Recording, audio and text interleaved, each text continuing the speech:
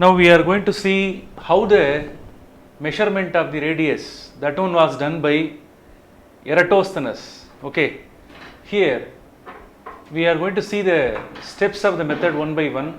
Look at that. Here on the surface of the earth, he has chosen two places. He had chosen two places. One is the city Alexandria. Okay, the another city is Syene. He has chosen two spots on the surface of the earth. On the same day, this experiment was performed. A pole is kept on the surface of the earth, exactly in the city Alexandria. A small pole is kept on the surface of the earth and it is exposed to the sunlight. On the same day, on the same time, here one more pole is kept on the surface of the earth in the city Syene. Here this is the noon time. When the sun rays, when they are falling exactly on the surface, during noon time, what will happen? The sun rays, they are falling on the surface of the stick or pole. So since it is noon time, there won't be any shadow at all. So without any shadow, is it clear? This observation was made. On the same day, on the same time, here one more pole is kept, the city Alexandria. There the shadow is caught. On the surface of the earth, the shadow is caught. Here the shadow is created due to the curvature of the earth. Due to the curvature of the earth, the shadow is created. The shadow of the pole is created. Here we have to measure up to which distance the shadow is created. So here you could see a small triangle. Here you can measure one small angle. Are you clear? That angle is called as theta. That angle theta will be equivalent to 7.2 degree. 7.2 degree. Here sun rays, they are also made to fall on the pole. Here also the sun rays, they are made to fall on the pole which is kept in the city Syene. Here also the sun rays, they are made to fall on the pole which is kept in the Alexandria. Here shadow is formed. Since it is noon time, there is no shadow at all. So here the distance between the two cities, distance between Alexandria and Syene is 500 miles. In the ancient times, distance between two cities, they were measured in terms of miles. I will tell you what is a mile later. Now, you have to measure the angle which is subtended here. Are you clear? The same angle that can be measured here. Opposite angles, alternate angles are equal. Therefore, the angle which is subtended at the center of the earth with respect to the two line will also be equal to 7.2 degree. Are you clear? Now, by using this distance 500 miles with the help of the angle 7.2 degree, we are able to measure the radius of the earth. Are you clear? This distance will be equal to this distance. Therefore, the radius of the earth can be measured. With the help of the simple geometry, we are going to measure the radius of the earth. So clear? Almost the value that gives the precise value of the radius of the earth. Are you clear? Very ancient method, but it is a very wonderful method from which he has got the value of the radius of the earth.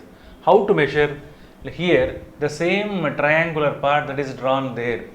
Here this is the arc length. That arc length is called S. That arc length value. Arc length is nothing but distance between Alexandria and Syene. In between these two cities, the distance is how much?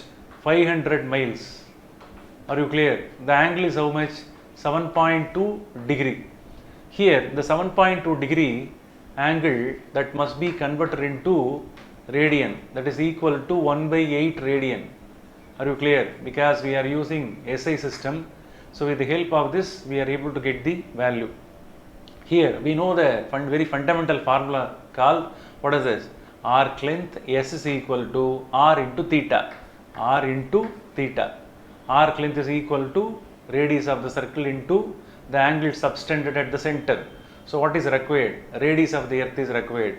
So R is equal to S by theta can be written. What is the value of S? 500 miles. 500 miles. Are you clear? 500 miles divided by how much? 1 by 8 should be substituted. Are you clear? 1 by 8 radian must be substituted. Therefore, R, the value of R, that is radius of the earth, as per his calculation, the textbook answer says that it is equal to 4000 miles. Are you clear? 500 into, if it is brought up, that one becomes 8. Therefore, R will be equal to 5 into 8, 40. Therefore, 4000 miles is the as the radius of the earth as per his calculation.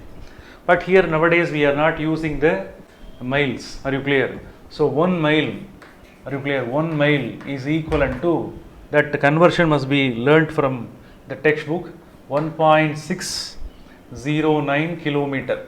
So this is the conversion of mile into kilometer. Mile was very ancient unit. Now this 4000 miles must be converted into kilometer.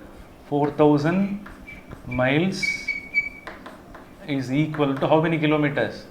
4000 into 1.609 kilometer. Exactly, that one must be multiplied. So after that you will be getting the answer as 6436. 6436 kilometer. So this is the radius value. That one was measured by Eratosthenes. Eratosthenes is the name of the scientist who measured this value. Are you clear? But here the correct value, the accurate value of the radius of the earth, that one was measured by the other methods is how much? 6378 kilometers. So this is the exact value. That one was measured by other methods. This is the answer that one was obtained by him. So both are almost equal. Are you clear? So very interesting method to find out the value of the radius of the earth by using the ordinary geometry which is taught in the lower classes. Okay, thank you.